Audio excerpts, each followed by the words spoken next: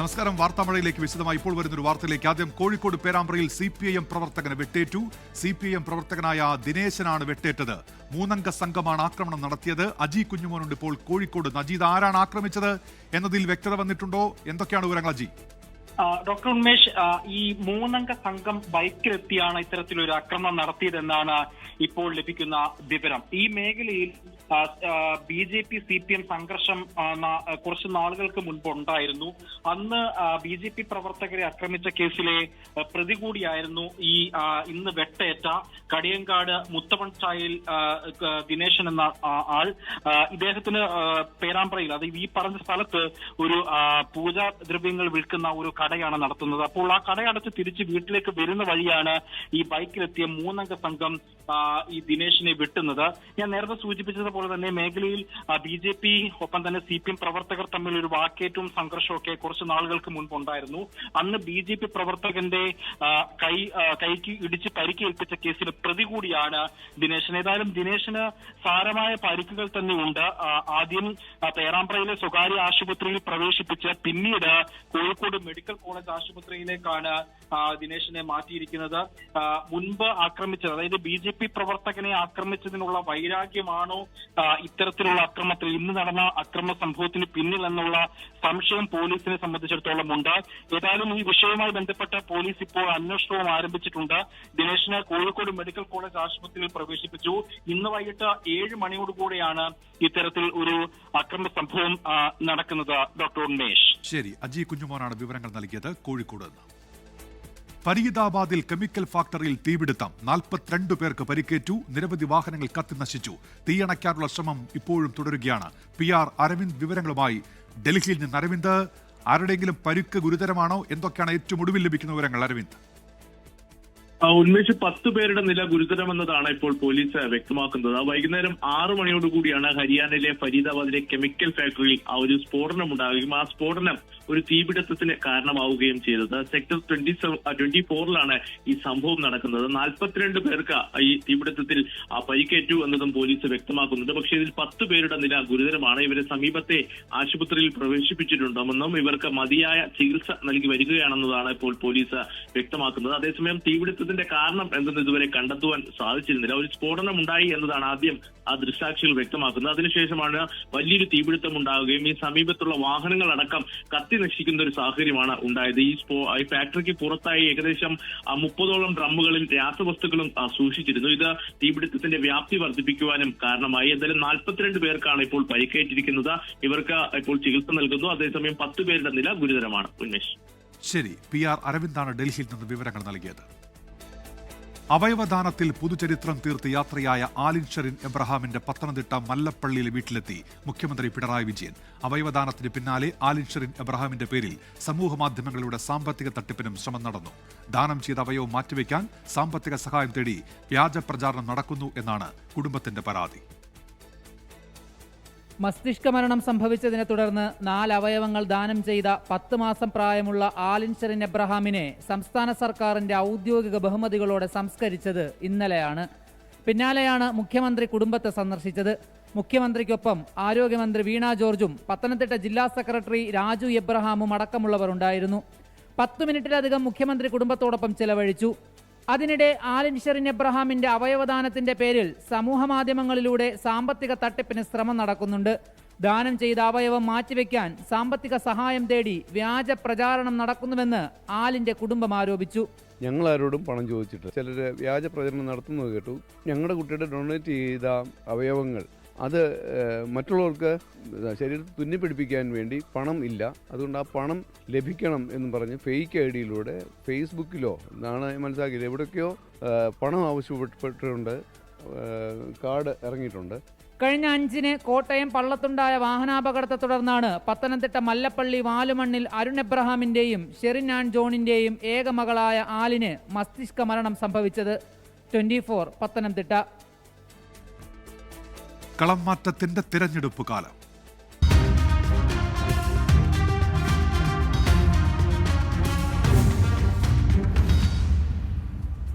KPCC നേതൃയോഗത്തിൽ നേതാക്കൾക്ക് മുന്നറിയിപ്പുമായി AICC general secretary KC Venugopal. തെരഞ്ഞെടുപ്പിൽ പരാജയപ്പെട്ടാൽ മറ്റു പദവികൾ ഉണ്ടാകില്ല. അർഹതയുണ്ടായിട്ട് മാറി നിന്നവരെ പരിഗണിക്കും. എല്ലാവർക്കും സീറ്റ് നൽകാൻ കഴിയില്ലെന്നും KC വേണുഗോപാൽ. പുതിയ SIR പട്ടിക അടിസ്ഥാനമാക്കി വെള്ളിയാഴ്ച മുതൽ ഭവന സന്ദർശനം നടത്താനും KPCC നേതൃയോഗത്തിൽ തീരുമാനം. നിയമസഭാ തെരഞ്ഞെടുപ്പിൽ MLA സ്ഥാനാർത്ഥികൾ പരാജയപ്പെട്ടാൽ മറ്റു പദവികൾ നൽകില്ലെന്ന് KPCC നേതൃയോഗത്തിൽ സംഘടനാ ചുമതലയുള്ള AICC general secretary KC Venugopal മുന്നറിയിപ്പ് നൽകി. അർഹതയുണ്ടായിട്ടും മാറി നിന്നവരെ തത്തുല്യ സ്ഥാനങ്ങളിൽ പാർട്ടി പരിഗണിക്കും. ആരും സ്വയം സ്ഥാനാർത്ഥിത്വം പ്രഖ്യാപിക്കരുത്. തെരഞ്ഞെടുപ്പിൽ എല്ലാവർക്കും സീറ്റ് നൽകാനാകില്ല. എന്നാൽ സർക്കാർ വരുമ്പോൾ അർഹമായ പരിഗണന നൽകും. എല്ലാവരും തെരഞ്ഞെടുപ്പിൽ പ്രവർത്തിക്കണം. എല്ലാവരുടെയും പ്രവർത്തനം വിലയിരുത്തുമെന്നും പാർട്ടി ഇക്കാര്യം പ്രത്യേകം നിരീക്ഷിക്കുമെന്നും KC വേണുഗോപാൽ പറഞ്ഞു. MPമാർ മത്സരിക്കുന്ന കാര്യം പാർട്ടി തീരുമാനിക്കുമെന്ന് AICC നിരീക്ഷകൻ Sachin Pilot. That's a decision that the Congress party will take and I think you will hear about that very soon. സ്ഥാനാർത്ഥികളെ വളരെ വേഗം പ്രഖ്യാപിക്കുമെന്ന് KPCC അധ്യക്ഷൻ സണ്ണി ജോസഫ്. ജാഥയുടെ ഇടയിൽ തന്നെ ഞങ്ങളുടെ ഡിസ്കഷന്റെ പ്രോഗ്രസ് ഞങ്ങൾ വിലയിരുത്തും. ജാഥ അതിനോട് തടസ്സമല്ല. ജാഥാ സമാപനം അതിന് ഒരു കട്ട് ഓഫ് ഡേറ്റ് അല്ല. അതിനിടയിൽ അതിന് ശേഷവുമായിട്ട് കാര്യങ്ങൾ തീർക്കും. രമേശ് ചെന്നിത്തല അധ്യക്ഷനായുള്ള കോൺഗ്രസ് പ്രചരണ സമിതിയുടെ ആദ്യ യോഗവും ചേർന്നു. AICC അധ്യക്ഷൻ മല്ലികാർജ്ജുൻ ഖാർഗെ, രാഹുൽ ഗാന്ധി, പ്രിയങ്ക ഗാന്ധി എന്നിവർ തെരഞ്ഞെടുപ്പ് പ്രചരണ രംഗത്ത് സജീവമായി കേരളത്തിലുണ്ടാകുമെന്ന് രമേശ് ചെന്നിത്തല പറഞ്ഞു. കിഫ്ബി ഫണ്ട് ദുരുപയോഗിച്ച് സർക്കാർ നടത്തുന്ന പരസ്യ ക്യാമ്പയിൻ അവസാനിപ്പിക്കണമെന്നും രമേശ് ചെന്നിത്തല. സർക്കാരിന്റെയും പാർട്ടിയുടെയും തെരഞ്ഞെടുപ്പ് പ്രവർത്തനത്തിന് വേണ്ടി കിഫ്ബി ഫണ്ട് ദുരുപയോഗപ്പെടുത്തുകയാണ്. മൂന്നാം പിണറായി സർക്കാരിന് ലക്ഷ്യം വെച്ച് കിഫ്ബി ഫണ്ട് ദുരുപയോഗം ചെയ്ത് സർക്കാർ നടത്തുന്ന ഈ പരസ്യ ക്യാമ്പയിൻ ഉടനടി അവസാനിപ്പിക്കണമെന്ന് ഞങ്ങൾ ആവശ്യപ്പെടുകയാണ്. ഔദ്യോഗിക യോഗങ്ങൾക്ക് ശേഷം സ്ഥാനാർത്ഥി നിർണയവുമായി ബന്ധപ്പെട്ട് നേതാക്കൾ കൂടിക്കാഴ്ച നടത്തി. ഈ മാസം അവസാന വാരത്തോടെ ആദ്യഘട്ട സ്ഥാനാർത്ഥി പട്ടിക പുറത്തിറക്കാനാണ് കോൺഗ്രസ് തീരുമാനം. പാലക്കാട്, തൃപ്പൂണിത്തുറ ഒഴികെയുള്ള സിറ്റിംഗ് സീറ്റുകളിലും സംവരണ മണ്ഡലങ്ങളിലും തർക്കമില്ലാത്ത സീറ്റുകളിലും ആദ്യഘട്ടത്തിൽ സ്ഥാനാർത്ഥികളെ പ്രഖ്യാപിക്കാനാണ് കോൺഗ്രസ് നീക്കം. അലക്സ് റാം മുഹമ്മദ്, 24, തിരുവനന്തപുരം. CPIM-മായി ഇടഞ്ഞ ചലച്ചിത്ര അക്കാദമി മുൻ അധ്യക്ഷൻ പ്രേംകുമാറിനെയും VS അച്യുതാനന്ദന്റെ മുൻ പേഴ്സണൽ അസിസ്റ്റന്റ് A സുരേഷിനെയും സ്ഥാനാർത്ഥികളാക്കാൻ കോൺഗ്രസ്. പ്രേംകുമാറിനെ തിരുവനന്തപുരം കഴക്കൂട്ടത്തും A സുരേഷിനെ പാലക്കാട് മലമ്പുഴയിലും മത്സരിപ്പിച്ചേക്കും. പ്രേംകുമാർ കോൺഗ്രസിന്റെ സംസ്കാര സാഹിതി പരിപാടിയിൽ പങ്കെടുക്കും. AICC general secretary KC വേണുഗോപാലുമായി CPI സഹയാത്രികൻ നടൻ ജയൻ ചേർത്തല കൂടിക്കാഴ്ച നടത്തി. ചലച്ചിത്ര അക്കാദമി മുൻ ചെയർമാൻ പ്രേംകുമാർ, VS അച്യുതാനന്ദന്റെ മുൻ പേഴ്സണൽ അസിസ്റ്റന്റ് A സുരേഷ്, ഇടതു സഹയാത്രികനും നടനുമായ ജയൻ ചേർത്തല. ഇടഞ്ഞവരെ പാളയത്തിലെത്തിച്ച വിസ്മയമുണ്ടാക്കാൻ കോൺഗ്രസ് ശ്രമം തുടരുന്നു. പ്രേംകുമാറിനെ കഴക്കൂട്ടത്ത് മത്സരിപ്പിക്കാനാണ് നീക്കം. പ്രേംകുമാറിനെ ഒപ്പം കൂട്ടിയാൽ നാടാർ സമുദായത്തിന് സ്വാധീനമുള്ള തിരുവനന്തപുരത്തെ 6 മണ്ഡലങ്ങളിൽ പ്രതിഫലനമുണ്ടാകുമെന്ന് കോൺഗ്രസ് കരുതുന്നു. നാളെ കോട്ടയത്ത് നടക്കുന്ന കോൺഗ്രസിന്റെ സംസ്കാര സമിതിയുടെ പരിപാടിയിൽ പ്രേംകുമാർ മുഖ്യാതിഥിയായി പങ്കെടുക്കും. തെരഞ്ഞെടുപ്പ് രാഷ്ട്രീയത്തിന് പറ്റുന്ന ഒരാളായിട്ട് ഞാൻ എന്നെ കുറിച്ചൊരു വിലയിരുത്തൽ എനിക്കില്ല. അങ്ങനെ ഒരു മനസ്സ് ഇപ്പോഴും എനിക്കില്ല. നാളെ എന്താണെന്നൊന്നും എനിക്കിന്ന് പറയാൻ പറ്റൂല. നമുക്ക് നോക്കാം. VS അച്യുതാനന്ദന്റെ മുൻ പേഴ്സണൽ അസിസ്റ്റന്റ് A സുരേഷ് മലമ്പുഴയിൽ UDF പിന്തുണയോടെ സ്വതന്ത്ര സ്ഥാനാർത്ഥിയാവും. കോൺഗ്രസുമായുള്ള ചർച്ചകൾ A സുരേഷ് സ്ഥിരീകരിക്കുന്നു. നാളെ പാലക്കാട് പ്രതിപക്ഷ നേതാവ് VD സതീശന്റെ പുതുയുഗയാത്രയിൽ A സുരേഷ് പങ്കെടുത്തേക്കും. UDF സ്ഥാനാർത്ഥിയാവണമെന്ന് അവർ എന്നോട് സമീപിച്ചിരുന്നു. സ്ഥാനാർത്ഥിയുടെ കാര്യം പറയേണ്ടത് ഞാനല്ല, UDFന്റെ ഉന്നത നേതൃത്വം തന്നെയാണ്. ഞാൻ ആലോചിക്കുന്നത് മാത്രമേ പറഞ്ഞിട്ടുള്ളൂ. എൻ്റെ നിലപാടിൽ തന്നെ ഞാൻ തുടരും. അത് എങ്ങനെ എന്നുള്ളത് UDF ആണ് തീരുമാനിക്കേണ്ടത്. തിരുവനന്തപുരം നാലാഞ്ചിറയിലെ KC വേണുഗോപാലിന്റെ വസതിയിലെത്തി CPI അംഗവും നടനുമായ ജയൻ ചേർത്തല കൂടിക്കാഴ്ച നടത്തി. നേരത്തെ ആലപ്പുഴയിൽ നടന്ന സംസ്കാര സാഹിതി പരിപാടിയിലും ജയൻ ചേർത്തല പങ്കെടുത്തിരുന്നു. 24, തിരുവനന്തപുരം. പ്രേംകുമാറിന്റെയും A സുരേഷിന്റെയും സ്ഥാനാർത്ഥിത്വത്തെ സംബന്ധിച്ച അഭ്യൂഹങ്ങൾക്കിടെ പിണങ്ങിപ്പോകുന്നവർക്ക് ഒരു വോട്ടും കിട്ടില്ല എന്ന പ്രതികരണവുമായി CPIM സംസ്ഥാന സെക്രട്ടറി MV ഗോവിന്ദൻ. എന്നാൽ ഇടതുപക്ഷത്തിനകത്ത് അഭിപ്രായം പറയാൻ കഴിയാത്തവരെ ചേർത്ത് നിർത്തും എന്നാണ് കോൺഗ്രസിന്റെ നിലപാട്. പ്രേംകുമാറിനെ അണിനയിപ്പിക്കാൻ CPIM നേതാക്കൾ ശ്രമം നടത്തിയെങ്കിലും A സുരേഷുമായി ചർച്ചകളില്ല. VSന്റെ വിശ്വസ്തൻ A സുരേഷ് UDF സ്ഥാനാർത്ഥിയായി മലമ്പുഴയിലെത്തിയാൽ CPIM-ൽ ആരിറങ്ങുമെന്നതിലാണ് ആകാംക്ഷ. ഒറ്റ വോട്ടും മാറൂല, ഒരു വോട്ടും മാറൂല. ഞങ്ങൾ രണ്ടാളെ ഒരേ തട്ടിലിടണ്ടായിട്ടാ. ഞാൻ രാഷ്ട്രീയ രംഗത്ത് 52 കൊല്ലമായിട്ട് 55 കൊല്ലമായിട്ട് പാർട്ടി പ്രവർത്തിക്കുന്ന ഒരുത്തനാണ്. അവൻ ശമ്പളവും വാങ്ങി ഭാര്യയ്ക്ക് ജോലിയും വാങ്ങിക്കൊടുത്ത് ഇരിക്കുന്ന ഒരുത്തരാണ്. നിങ്ങൾ എങ്ങനെ രണ്ടും കൂടിയിട്ട് ഒരു തട്ടിലിടുന്നു? ഇതിനിടെ പ്രേംകുമാറിനെ അണിനയിപ്പിക്കാനുള്ള ശ്രമം CPIM കേന്ദ്രങ്ങൾ ഇപ്പോഴും നടത്തുന്നുണ്ട്. പ്രേംകുമാർ ഉൾപ്പെടെയുള്ളവരെ ചേർത്തു നിർത്തുമെന്ന് കോൺഗ്രസ് നേതാക്കൾ. തെറ്റുകൾ കണ്ടാൽ ചൂണ്ടിക്കാണിക്കുന്നവരെ എതിർക്കുന്ന പാർട്ടി നേതൃത്വത്തിലായിട്ട് കുറേ ആളുകൾ ആ പാർട്ടിയിൽ നിന്നും മാറാൻ തയ്യാറായിട്ടുണ്ട്. അങ്ങനെ വരുന്നവരുണ്ടെങ്കിൽ ഞങ്ങൾ രണ്ട് കൈയും നീട്ടി സ്വീകരിക്കും. നല്ല രീതിയിൽ നേരത്തെ CPIM മുൻ MLA ഐഷ പോറ്റി കോൺഗ്രസിൽ ചേർന്നിരുന്നു. ഇനിയും വിസ്മയങ്ങൾ ഉണ്ടാകുമെന്നും വ്യക്തികളും കക്ഷികളും UDFന്റെ ഭാഗമാകുമെന്നുമായിരുന്നു പ്രതിപക്ഷ നേതാവ് VD സതീശന്റെ അവകാശവാദം. 24 തിരുവനന്തപുരം. മുഖ്യമന്ത്രിയായി പിണറായി വിജയൻ തുടരുമെന്ന് ആവർത്തിച്ചും കോൺഗ്രസ് നേതൃത്വത്തിനെതിരെ രൂക്ഷ വിമർശനം ഉന്നയിച്ചും മുൻ കേന്ദ്രമന്ത്രി മണിശങ്കർ അയ്യർ. VD സതീശൻ മതേതര സോഷ്യലിസ്റ്റാണെന്നും എന്നാൽ മുഖ്യമന്ത്രി സ്ഥാനത്തേക്ക് നിർദ്ദേശിക്കുന്നില്ലെന്നും മണിശങ്കർ അയ്യർ പറഞ്ഞു. KC വേണുഗോപാൽ രാഹുൽ ഗാന്ധിയുടെ റൌഡി എന്ന അതിരൂക്ഷ വിമർശനവും അദ്ദേഹം ഉന്നയിച്ചു. അധിക്ഷേപത്തിന് മറുപടിയില്ലെന്ന് KC വേണുഗോപാൽ പ്രതികരിച്ചു. പാർട്ടിയിൽ നിന്ന് എല്ലാ ആനുകൂല്യങ്ങളും പറ്റിയ ശേഷമാണ് പ്രതികരണം എന്നായിരുന്നു VD സതീശന്റെ മറുപടി. സംസ്ഥാന സർക്കാർ സംഘടിപ്പിച്ച വികസന കോൺക്ലേവിലാണ് മണിശങ്കർ അയ്യർ കേരളത്തിൽ വീണ്ടും പിണറായി വിജയൻ അധികാരത്തിൽ വരുമെന്ന് പ്രവചിച്ചത്. പരാമർശം വിവാദമായതിനു പിന്നാലെ മാധ്യമങ്ങൾ പ്രതികരണം ആരാഞ്ഞപ്പോഴാണ് നേതൃത്വത്തിനെതിരെ തിരിഞ്ഞത്. Can you imagine what is the condition of a party which raises a rowdy like KC Venugopal to the level of the Sardar Patel to Rahul Gandhi? കേരളത്തിൽ പിണറായി വിജയൻ മൂന്നാം തവണയും മുഖ്യമന്ത്രിയാകുമെന്ന് ആവർത്തിച്ച മണിശങ്കർ അയ്യർ ഇടയ്ക്ക് VD സതീശനെ പിന്തുണച്ചും സംസാരിച്ചു. Pinarayi is going to be the next chief minister because for the first time in the history of 75 years of Kerala, a government was not changed. Manishankar അയ്യരുടെ രാഷ്ട്രീയ പ്രതികരണങ്ങൾ വ്യക്തിപരമെന്ന് പറഞ്ഞു തള്ളിയ KC വേണുഗോപാൽ അധിക്ഷേപ പരാമർശങ്ങൾക്ക് മറുപടിയില്ലെന്നും പ്രതികരിച്ചു. അദ്ദേഹത്തിന്റെ അഭിപ്രായങ്ങൾ അദ്ദേഹത്തിന്റെ വ്യക്തിപരമായ അഭിപ്രായങ്ങൾ മാത്രമാണ്. പാർട്ടിയുടെ അഭിപ്രായങ്ങൾ തീർത്തും വ്യത്യസ്തമാണ്. അത് ഇന്നലെ AICC കമ്മ്യൂണിക്കേഷൻ ഡിപ്പാർട്ട്മെന്റ് വ്യക്തമായിട്ട് പറഞ്ഞിട്ടുണ്ട്. മണിശങ്കർ അയ്യർ പാർട്ടിയിൽ നിന്നാണ് കോൺഗ്രസ് നേതാക്കളുടെ പ്രതികരണം. കോൺഗ്രസുമായിട്ട് ഒരു ബന്ധമില്ല. കോൺഗ്രസിൽ ഉണ്ടായിരുന്ന കാലത്ത് ഇത് മുഴുവൻ കിട്ടാവുന്ന അധികാരവും എല്ലാ സംവിധാനവും കിട്ടിയിട്ട് പിന്നെ കോൺഗ്രസിനെ തള്ളിപ്പറഞ്ഞ് പുറത്തുപോയ ഒരാളാണ് അദ്ദേഹം. കോൺഗ്രസ് നേതൃത്വത്തിന്റെ പരിപാടികളിൽ പങ്കെടുത്തിട്ടില്ല കുറച്ച് നാളായിട്ട്. AICCയുടെ ഔദ്യോഗിക വക്താവ് തന്നെ അതിന് മറുപടി പറഞ്ഞിട്ടുണ്ട്. 24 തിരുവനന്തപുരം. പിണറായി വിജയൻ സർക്കാരിന് ഭരണ തുടർച്ചയുണ്ടാകണമെന്ന് സാഹിത്യകാരൻ M. മുകുന്ദൻ. കേരളത്തിന്റെ പുരോഗമന മുന്നേറ്റത്തിന്റെ മൂന്നാം ഊഴം ജനങ്ങൾ ആഗ്രഹിക്കുന്നു. മുൻപില്ലാത്ത വിധം ധ്രുവീകരണ പ്രവർത്തനങ്ങൾ നടന്നുവരുന്ന വർത്തമാന രാഷ്ട്രീയ കാലത്ത് കേരളത്തിലെ പുരോഗമന മുന്നേറ്റങ്ങൾക്ക് തുടർച്ച ആവശ്യമാണെന്നും M. മുകുന്ദൻ. ദുബൈയിൽ ഓർമ്മ ലിറ്ററേച്ചർ ഫെസ്റ്റ് 2026 സമാപന സമ്മേളനം ഉദ്ഘാടനം ചെയ്ത് സംസാരിക്കുകയായിരുന്നു അദ്ദേഹം. തുടർഭരണ പരാമർശ വിവാദങ്ങൾക്കിടയിലും കേരള സാഹിത്യ അക്കാദമി അധ്യക്ഷനായി K. സച്ചിദാനന്ദൻ തുടരും. K. സച്ചിദാനന്ദന്റെ നേതൃത്വത്തിലുള്ള ഭരണസമിതിക്ക് 2 മാസം കൂടി കാലാവധി നീട്ടി നൽകി. തുടർഭരണം നല്ലതല്ലെന്ന് തുറന്നടിച്ച K. സച്ചിദാനന്ദനെ സാഹിത്യ അക്കാദമി പ്രസിഡന്റ് സ്ഥാനത്ത് നിന്ന് മാറ്റാൻ CPIM ഒരുക്കമല്ല. ബോർഡിന്റെ കാലാവധി നീട്ടിയാണ് സർക്കാർ ഉത്തരവിറക്കിയത്. ഈ മാസം 13-നാണ് കേരള സാഹിത്യ അക്കാദമി ബോർഡിന്റെ കാലാവധി നീട്ടി സർക്കാരിന്റെ ഉത്തരവ് വന്നത്. കഴിഞ്ഞ ദിവസം ഇതിന്റെ പകർപ്പ് സാഹിത്യ അക്കാദമിക്കും ലഭിച്ചു. അക്കാദമികൾക്കൊക്കെ കാലാവധി ഉണ്ടല്ലോ. അപ്പോൾ കാലാവധി കഴിഞ്ഞിരിക്കുകയാണ്. അപ്പോൾ ആ കാലാവധി അക്കാദമി കമ്മിറ്റിക്ക് നീട്ടി അതാണ് ഇപ്പോൾ ഉണ്ടായിട്ടുണ്ട്. ഇത് നേരത്തെ നീട്ടേണ്ടതായിരുന്നു. അന്ന് തന്നെ അതിന്റെ ഓർഡർ വരും എന്ന് വിചാരിച്ചിട്ട് കുറെ നാളായി. ഇപ്പൊ ഓർഡർ ഇപ്പോ 2 ദിവസമായി വന്നിട്ടെന്ന് തോന്നുന്നു. ഇത് സച്ചിദാനന്ദ മാസ്റ്റർ വിഷയമായിട്ടൊന്നും ഇതിന് ബന്ധമില്ല. President K. Sachidanandan, vice president Ashokan ചെരുവിലടക്കമുള്ള ഡയറക്ടർ ബോർഡ് 2 മാസത്തേക്ക് കൂടി തുടരും. 3 വർഷത്തെ ഭരണസമിതിയുടെ കാലാവധി മാർച്ചിൽ അവസാനിക്കാനിരിക്കെയാണ് മെയ് മാസം വരെ തുടരട്ടെ എന്ന് സർക്കാർ തീരുമാനിച്ചത്. K. സച്ചിദാനന്ദൻ സർക്കാരിനെ വിമർശിച്ചാലും അദ്ദേഹത്തിനെതിരെ പ്രതികാര നടപടികൾ ഉണ്ടാകില്ലെന്ന് CPIM നേതാക്കൾ നേരത്തെ തന്നെ വ്യക്തമാക്കിയിരുന്നു. ആശാസമരത്തെ പിന്തുണച്ച നടൻ പ്രേംകുമാറിനെ ചലച്ചിത്ര അക്കാദമി ഭാരവാഹിത്വത്തിൽ നിന്ന് ഒഴിവാക്കിയതിനെതിരെ അദ്ദേഹം പരസ്യ പ്രതികരണം നടത്തിയത് പാർട്ടിക്ക് ക്ഷീണം ചെയ്തു എന്ന വിലയിരുത്തലിന്റെ കൂടി പശ്ചാത്തലത്തിലാണ് സാഹിത്യ അക്കാദമി പ്രസിഡന്റ് സ്ഥാനത്ത് സച്ചിദാനന്ദനെ തുടരാൻ അനുവദിച്ചത് എന്നതുകൂടി ചേർത്ത് വായിക്കണം. ശ്രീകുമാരൻ, 24 തൃശൂർ. വാർത്താമഴയിലേക്ക് തിരികെ. ശബരിമല യുവതീ പ്രവേശനത്തിലെ പുനഃപരിശോധനാ ഹർജികളിൽ ഏപ്രിൽ 7 മുതൽ സുപ്രീം കോടതിയുടെ 9-അംഗ ഭരണഘടനാ ബെഞ്ചിൽ വാദം. ഇതിനായി ഭരണഘടനാ ബെഞ്ച് പുനഃസംഘടിപ്പിക്കും. മാർച്ച് 14 മുൻപ് വാദങ്ങൾ എഴുതി നൽകണം എന്ന് ചീഫ് ജസ്റ്റിസ് കക്ഷികൾക്ക് നിർദ്ദേശം നൽകി. പുനഃപരിശോധനാ ഹർജികളെ കേന്ദ്രം പിന്തുണച്ചു. ഹർജികളെ ഇതുവരെ എതിർത്തെന്ന് കേരളത്തിന്റെ അഭിഭാഷകൻ കോടതിയെ അറിയിച്ചു.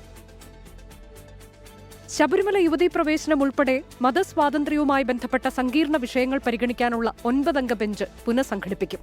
ഭരണഘടനാ വിശാല ബെഞ്ച് ഹർജികൾ തരം തിരിച്ച് പരിഗണിക്കും. ഏപ്രിൽ 7 മുതൽ 22 വരെയാണ് വാദം. പുനഃപരിശോധനാ ഹർജിക്കാരുടെയും അവരെ പിന്തുണയ്ക്കുന്നവരുടെയും വാദം ഏപ്രിൽ 7 മുതൽ 9 വരെയാകും. 14 മുതൽ 16 വരെ എതിർക്കുന്നവരുടെ വാദം കേൾക്കും. സോഫാർ എന്ന് പറയുമ്പോൾ ഇനി എന്തെങ്കിലും മാറ്റം ഇനി ഉണ്ടാകുന്നുണ്ടെങ്കിൽ റിട്ടേൺ സബ്മിഷൻ വരുന്ന സമയത്ത് ആ മാറ്റം അവിടെ പ്രകടിപ്പിക്കേണ്ടതായിട്ടുണ്ട്. കാരണം എഴുതി നൽകുന്നതിൽ നിന്നും പിന്നീട് വ്യതിചലിക്കുവാൻ കഴിയില്ല. അപ്പം they will be bound by return submission. March 14 മുമ്പ് ആ നിലപാട് ശക്തമായും വ്യക്തമായിട്ടും എടുക്കുവാൻ സർക്കാർ നിർബന്ധിതരാകും. ഏപ്രിൽ 21 അധിക വാദമുണ്ടെങ്കിൽ സമർപ്പിക്കാം. ആമിക്കസ് ക്യൂറിയായ കെ പരമേശ്വരന് 21 വാദങ്ങൾ ഉന്നയിക്കാം. വിഷയത്തിൽ സംസ്ഥാന സർക്കാർ ഉൾപ്പെടെയുള്ളവർക്ക് മാർച്ച് 14 മുൻപ് വാദങ്ങൾ എഴുതി നൽകാം. പുനഃപരിശോധനാ ഹർജികളെ പിന്തുണയ്ക്കുന്നുവെന്ന് കേന്ദ്രം കോടതിയെ അറിയിച്ചു. ഇതുവരെ പുനഃപരിശോധനാ ഹർജികളെ എതിർത്തു എന്നായിരുന്നു കേരളത്തിന്റെ അഭിഭാഷകൻ കോടതിയിൽ പറഞ്ഞത്. ഞങ്ങൾ ഇതുവരെ റിവ്യൂ പെറ്റീഷനെ എതിർക്കുന്ന ഒരു നിലപാട്, സോഫാർ എന്ന് പറയുന്ന ഒരു വാക്കാണ് അദ്ദേഹം ഉപയോഗിച്ചത്. അമിക്കസ് ഇതുമായിട്ട് ബന്ധപ്പെട്ടിട്ടുള്ള എല്ലാ വിഷയങ്ങളും പരിശോധിച്ചിട്ടായിരിക്കും അവരുടേതായിട്ടുള്ള ഒരു ഇൻഡിപെൻഡന്റ് നിലപാട് കോടതിയുടെ മുമ്പിൽ ഹാജരാക്കുക. സ്ത്രീകളുടെ വ്യക്തിസ്വാതന്ത്ര്യവും മതാചാരവുമായി ബന്ധപ്പെട്ട 7 ചോദ്യങ്ങളാണ് ഭരണഘടനാ ബെഞ്ചിന് മുന്നിലുള്ളത്. 67 ഹർജികളാണ് കോടതി പരിഗണിക്കുന്നത്. ചീഫ് ജസ്റ്റിസ് സൂര്യകാന്ത് അധ്യക്ഷനായ 3-അംഗ ബെഞ്ചാണ് 6 വർഷത്തിനു ശേഷം ശബരിമല സ്ത്രീ പ്രവേശനവുമായി ബന്ധപ്പെട്ട വിഷയം പരിഗണിച്ചത്. 24 ഡൽഹി. ശബരിമല യുവതീ പ്രവേശന വിഷയത്തിൽ സുപ്രധാന പ്രതികരണവുമായി നിയമമന്ത്രി പി രാജീവ്. സർക്കാർ വിശ്വാസികൾക്കൊപ്പം. സർക്കാരിന്റെ മുൻ നിലപാട് തിരുത്തണമെന്ന് ആവർത്തിച്ച് NSSും SNDPയും രംഗത്തെത്തി. സർക്കാർ സത്യവാങ്മൂലം തിരുത്തണമെന്ന് പ്രതിപക്ഷ നേതാവ് ആവശ്യപ്പെട്ടു. ശബരിമല യുവതീ പ്രവേശന വിഷയത്തിൽ സുപ്രീം കോടതി വിശാല ബെഞ്ച് രൂപീകരിക്കാൻ ഒരുങ്ങുമ്പോൾ LDFന്റെയും സംസ്ഥാന സർക്കാരിന്റെയും നിലപാട് പ്രധാനമാണ്. വിശ്വാസികൾക്കൊപ്പമാണെന്ന് പറഞ്ഞ നിയമമന്ത്രി പി രാജീവ് പക്ഷേ എന്ത് നിലപാട് സ്വീകരിക്കുമെന്നതിൽ വ്യക്തത വരുത്തിയിട്ടില്ല. വിശ്വാസിയുടെ വിശ്വാസം സംരക്ഷിക്കാൻ വേണ്ടി നിൽക്കുന്നവരാണല്ലോ ഞങ്ങൾ. ഏത് വിശ്വാസമാണോ ആ വിശ്വാസത്തിനൊപ്പം നിൽക്കും. യുവതീ പ്രവേശനത്തെ സർക്കാർ എതിർക്കണമെന്ന് ആവർത്തിച്ച് NSSും SNDPയും. ഗവൺമെന്റും ദേവസ്വം ബോർഡും പഴയ സാഹചര്യത്തിലേക്ക് അനുകൂലമായ ഒരു നിലപാട് സ്വീകരിക്കും എന്ന് ഞങ്ങൾ വിശ്വസിക്കുന്നു എന്നാണ് പറഞ്ഞത്. അത് സർക്കാർ തിരുത്തേണ്ടതെന്ന് ചോദിച്ചാൽ തിരുത്തേണ്ടത് അവർ തിരുത്തണം. അന്ന് ജനവികാരം കണ്ടല്ലോ. ഇന്നു തന്നെ സർക്കാർ സത്യവാങ്മൂലം തിരുത്തണമെന്നാണ് പ്രതിപക്ഷ നേതാവ് VD സതീശിന്റെ പ്രതികരണം. സുപ്രീം കോടതിയിൽ ഗവൺമെന്റ് കൊടുത്തിരിക്കുന്ന അഫിഡവിറ്റ് തിരുത്തണം. അത് തിരുത്തിയില്ലെങ്കിൽ ഇവരുടെ കാപട്യം പുറത്തു വരും. പാർട്ടിക്കും സർക്കാരിനും കൃത്യമായ നിലപാടുണ്ടെന്നായിരുന്നു CPIM സംസ്ഥാന സെക്രട്ടറി MV ഗോവിന്ദന്റെ പ്രതികരണം. കോടതിയുടെ നിലപാട് അടിസ്ഥാനപ്പെടുത്തിയിട്ട് എന്ത് നിലപാടാണ് CPIM എടുക്കേണ്ടത് എന്നത് സംബന്ധിച്ച് CPIM ആവശ്യമായ നിലപാട് സ്വീകരിക്കും. 2019 ലോക്സഭാ തെരഞ്ഞെടുപ്പിൽ യുവതീ പ്രവേശന വിഷയം വലിയ തിരിച്ചടിയെന്നാണ് CPIM വിലയിരുത്തൽ. വീണ്ടും ഒരു തെരഞ്ഞെടുപ്പ് കൂടി അടുക്കുമ്പോൾ സർക്കാർ തീരുമാനം എന്താകുമെന്നാണ് അറിയേണ്ടത്. 24 തിരുവനന്തപുരം. കോട്ടയത്ത് മുഖ്യമന്ത്രിയെ കരിങ്കൊടി കാണിച്ചതിന് അറസ്റ്റിലായ കോൺഗ്രസ് പ്രവർത്തകരെ വിട്ടയക്കാത്തതിൽ പ്രതിഷേധവുമായി Thiruvanchoor Radhakrishnan MLA Kottayam east police സ്റ്റേഷനിലേക്ക് പ്രതിഷേധവുമായി എത്തി. ടോബി ജോൺസൺ ചേരുന്നുണ്ട് ഇപ്പോൾ കോട്ടയത്ത് നിന്ന്. ടോബി, അദ്ദേഹം ഇപ്പോഴും പോലീസ് സ്റ്റേഷനിൽ തുടരുകയാണോ?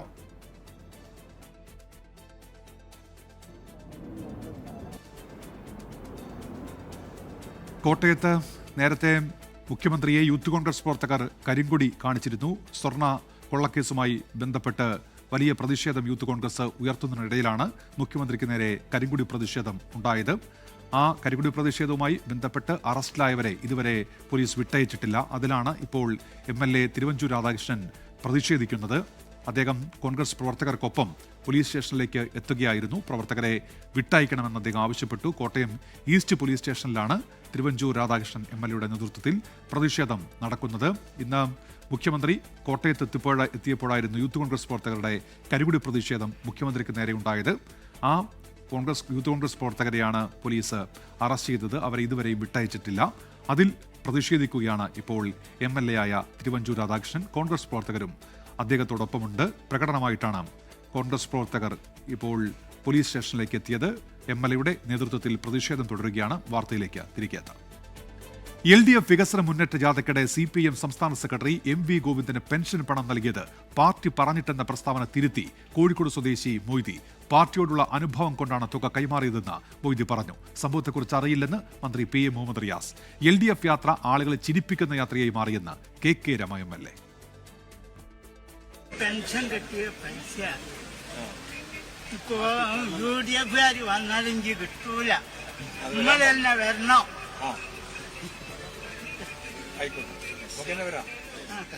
LDF വടക്കൻ മേഖല വികസന മുന്നേറ്റ ജാഥ ബാലുശ്ശേരിയിലെത്തിയപ്പോഴാണ് ഈയാട് സ്വദേശി മേലേക്കുളങ്ങര മൊയ്തി വേദിയിലെത്തി MV ഗോവിന്ദന് ക്ഷേമ പെൻഷൻ കിട്ടിയ തുക കൈമാറിയത്.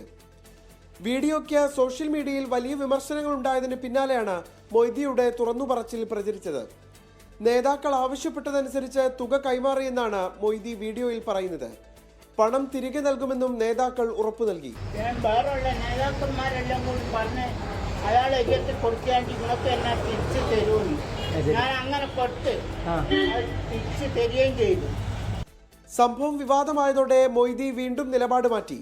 സ്വന്തം ഇഷ്ടപ്രകാരമാണ് പണം നൽകിയതെന്ന് മൊയ്ദി. ഞാൻ എൻ്റെ സമ്മതപ്രകാരം പിന്നെ എനിക്ക് ഈ പാർട്ടിനോട് വലിയ കൂറുണ്ടായിട്ട് എല്ലാം ഞാൻ ചെയ്തതാണ്. വേറെ അങ്ങനത്തെ ഒന്നും ചെയ്തതല്ല.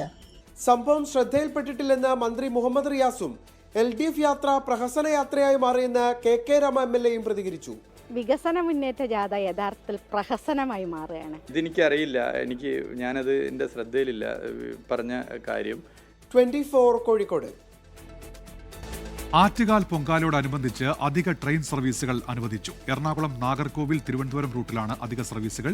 ഈ ട്രെയിനുകൾ അൺറിസർവ്ഡ് ആയിരിക്കും. ഭക്തരുടെ സുഗമമായ യാത്ര പരിഗണിച്ചാണ് കൂടുതൽ സ്പെഷ്യൽ ട്രെയിനുകൾ റെയിൽവേ അനുവദിച്ചത്. മാർച്ച് 2-ന് തിരുവനന്തപുരത്ത് നിന്ന് രാത്രി 8:55-ന് പുറപ്പെടുന്ന ട്രെയിൻ 11:30-ന് നാഗർകോവിലെത്തും. 3-ാം തീയതി അർദ്ധരാത്രി 1:40-ന് നാഗർകോവിൽ നിന്ന് പുറപ്പെട്ട് പുലർച്ചെ 3:30-ന് തിരുവനന്തപുരത്ത് എത്തുന്ന രീതിയിലാണ് സ്കെഡ്യൂൾ. 13 സ്റ്റേഷനുകളിൽ സ്റ്റോപ്പുള്ള പാസഞ്ചർ ട്രെയിനാണ് സർവീസ് നടത്തുക. 3-ാം തീയതി എറണാകുളത്ത് നിന്ന് അർദ്ധരാത്രി 1:20-ന് എടുക്കുന്ന ട്രെയിൻ 6:30-ന് തിരുവനന്തപുരത്തെത്തും. ഇതേ ട്രെയിൻ ഉച്ചയ്ക്ക് ശേഷം 3:30-ന് എറണാകുളത്തേക്ക് തിരിക്കും. 29 സ്റ്റേഷനുകളിൽ കോട്ടയം വഴി ഓടുന്ന ഈ ട്രെയിനിന് സ്റ്റോപ്പുണ്ടായിരിക്കും. അതേ ദിവസം ഉച്ചയ്ക്ക് 2:40-ന് തിരുവനന്തപുരത്ത് നിന്ന് ആലപ്പുഴ വഴിയും ട്രെയിൻ സർവീസ് ഏർപ്പെടുത്തിയിട്ടുണ്ട്. കൂടാതെ കൂടുതൽ ട്രെയിനുകൾക്ക് അധിക സ്റ്റോപ്പുകൾ അനുവദിച്ചതായും റെയിൽവേ അധികൃതർ അറിയിച്ചു. 24 തിരുവനന്തപുരം. ഇറാൻ അമേരിക്ക സംഘർഷങ്ങൾക്കിടെ ഹോർമുസ് കടലിടുക്കിൽ സൈനികാഭ്യാസം നടത്തി Iran. Smart control of Hormuz straight എന്ന പേരിലായിരുന്നു ഇറാൻ റവല്യൂഷണറി ഗാർഡിന്റെ സൈനികാഭ്യാസം. പശ്ചിമേഷ്യയിൽ അമേരിക്കയുടെ സൈനിക വിന്യാസത്തിന് പിന്നാലെയാണ് ഇറാന്റെ നീക്കം. അതിനിടെ ഇറാൻ US രണ്ടാം ഘട്ട ആണവ ചർച്ചകൾ നാളെ ജനീവയിൽ നടക്കും. ജനീവയിലെത്തിയ ഇറാൻ വിദേശകാര്യമന്ത്രി Abbas Araghchi IAEA director general Rafael ഗ്രൂസിയുമായി ചർച്ച നടത്തി.